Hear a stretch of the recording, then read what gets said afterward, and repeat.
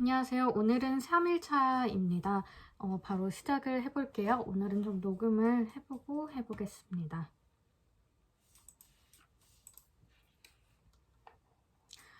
경기도 포천의 한 육군부대에서 30여 명이 코로나19에 집단 감염됐습니다.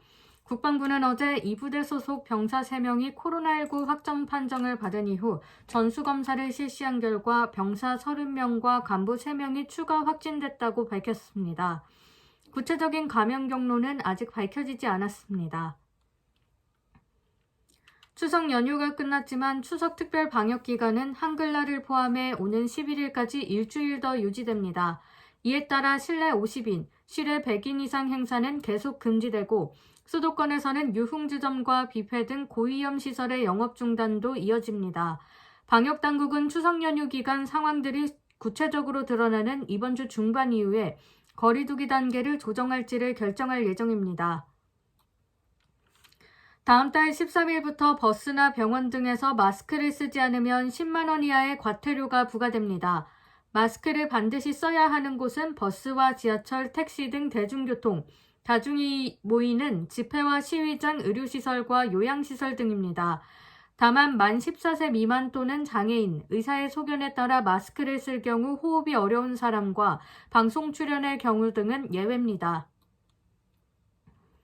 5.18 당시 헬기 사격과 관련해 고 조비오 신부의 명예를 훼손한 혐의로 기소된 전두환 씨 형사재판에 대한 결심 공판이 오늘 오후 광주지방법원에서 열립니다. 오늘 결심 공판에는 전두환 씨 측 증인인 신현목 전 국방부 5.18 특조위 조사팀장이 출석해 신문이 진행되고 이어 검찰의 구형과 전 씨 변호인 측의 최후 변론이 있을 예정입니다. 오늘 재판에는 검찰 구형량에도 관심이 모여지고 있습니다. 2년 전 강원도 인제에서 발굴된 6.25 전쟁 전사자 유해의 신원이 확인됐습니다.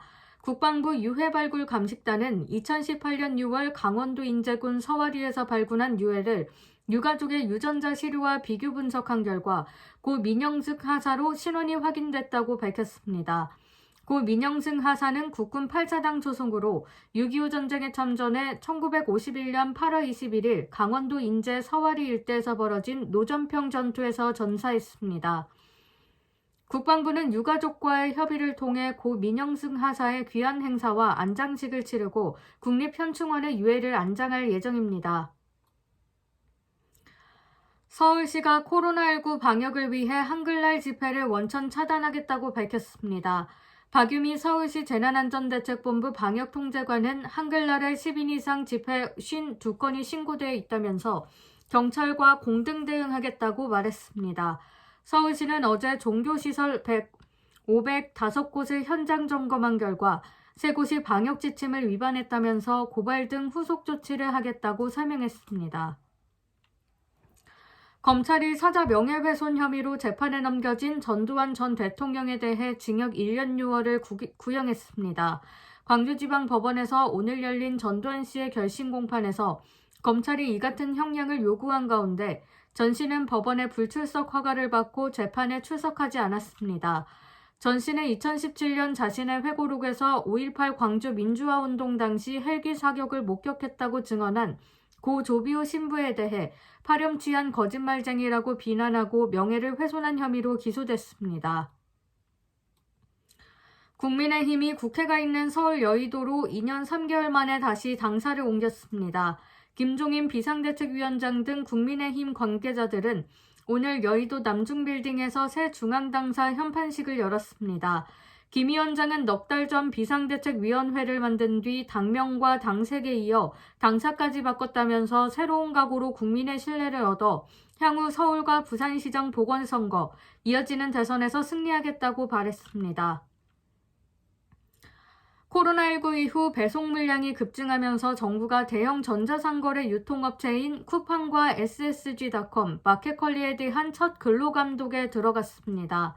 고용노동부는 지난달 말부터 한 달 동안 규모가 큰 전국의 물류센터 몇 곳을 뽑아 배송기사의 장시간 노동, 임금체불 현안 등 노동관계법 위반 여부를 집중 조사한다고 밝혔습니다. 고용부 관계자는 코로나19 영향으로 온라인 주문이 급증했고 배송기사의 노동 환경이 나빠질 우려가 있어 예방적 차원에서 조사한다고 설명했습니다.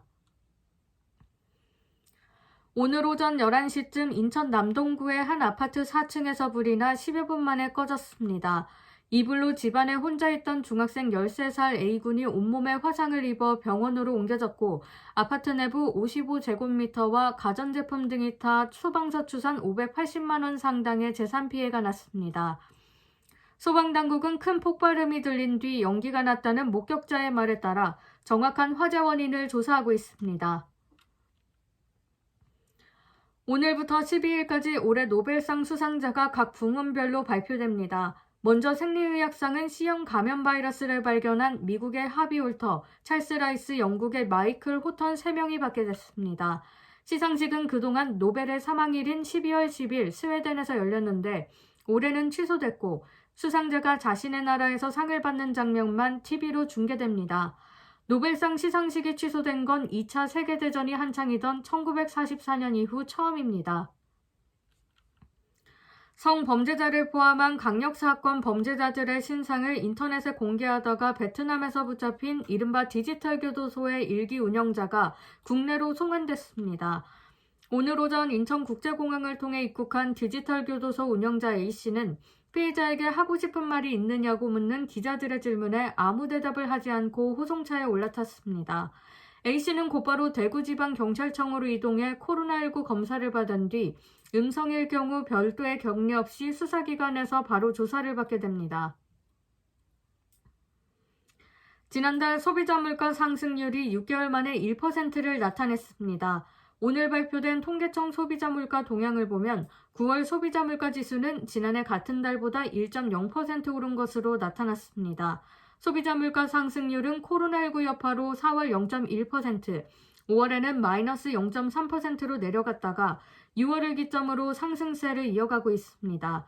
통계청은 긴 장마에 농산물 가격이 상승했으나 낮은 국제유가와 교육 분야 정책 지원 강화에 저물가 현상은 계속됐다라고 설명했습니다.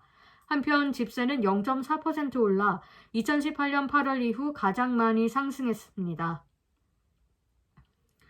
모레부터 단기 출장 등을 이유로 일본을 방문하는 한국 기업인들은 별도 격리 없이 추가 방역 절차만 지키면 경제 활동을 할 수 있게 됩니다. 이는 한일 양국이 오늘 일본 기업 취업 내정자를 포함한 한일 기업인 특별 입국 절차에 합의한 데 따른 것입니다. 단 양국 간 비자 면제 조치는 여전히 중단 상태인 만큼 해당 제도를 이용하려는 기업인은 먼저 일본 초청 기업이 작성한 서약서와 일본 내 활동계약서 등을 제출하고 비자를 발급받아야 합니다. 서해 소연평도 북측해역에서 북한군에 사살된 공무원 A씨의 형 이래진 씨가 서울주재 유엔인권사무소에 동생의 사망 경위 등을 조사해달라고 요청했습니다. 이 씨는 오늘 기자회견에서 북한의 잔혹한 만행을 국제사회에 알리고 유엔 차원의 공정하고 객관적인 조사를 요청한다고 말했습니다. 유엔 인권사무소는 조사 요청을 어떻게 처리할지 밝히지 않았지만 비슷한 시각 한국과 북한의 공정한 조사를 촉구하는 메시지를 트위터를 통해 냈습니다. 진에어가 오는 15일 인천공항을 출발하는 중국 칭다오행 임시편도 항공편을 운항합니다. 임시 항공편은 인천공항에서 15일 오전 10시에 출발해 현지 시각으로 오전 10시 35분 칭다오에 도착합니다. 항공권은 대한민국 국적자만 살 수 있고 칭다오발 인천행 항공권은 팔지 않습니다. 이용객은 탑승 전 3일 내 지정검사기관에서 코로나19 유전자 증폭 검사를 받고 음성 확인서를 제출해야 합니다. 어제 부산 사하구 다대포 해수욕장에서 파도에 휩쓸려 실종된 중학생 수색 작업이 이틀째 계속되고 있습니다. 부산 소방재난본부는 해경, 군부대 등과 함께 헬기와 해경함정을 투입해 수중과 수면 수색을 동시에 진행하고 있다고 밝혔습니다. 어제 오후 폐장된 다대포 해수욕장에 들어갔다가 물에 빠진 중학생 7명 가운데 5명이 자력으로 나오거나 구조됐지만 1명이 숨졌고 1명은 실종 상태입니다. 2년 전 종적을 감췄던 북한의 조성길 전 주 이탈리아 대사 대리가 국내에 정착했다고 복수의 국회 정부위 관계자들이 확인했습니다. 이와 관련해 국회 정보위 야당 간사인 하태경 의원은 페이스북 글을 통해 조 전 대사 대리가 지난해 7월 한국에 입국해 현재 당국이 보호하고 있는 것으로 파악된다고 전했습니다. 조 전 대사 대리는 지난 2018년 11월 초 잠적했으며 국가정보원은 지난해 1월 망명지를 확인할 수 없다고 밝힌 바 있습니다. 코로나19 백신이 연말까지 공급될 가능성이 있다고 세계보건기구 WHO 사무총장이 밝혔습니다. 로이터 통신 등은 테오스로스 WHO 사무총장이 현지 시간 6일 코로나19 관련 WHO 이사국 특별회의 폐회 발언에서 올해 말까지 백신을 가질지도 모른다는 희망이 있다고 말했다고 보도했습니다. 현재 세계적으로 수많은 백신 후보 물질이 임상시험 중인 가운데 전문가들은 이르면 올해 말께 효능을 가진 백신이 공급될 것으로 기대하고 있습니다.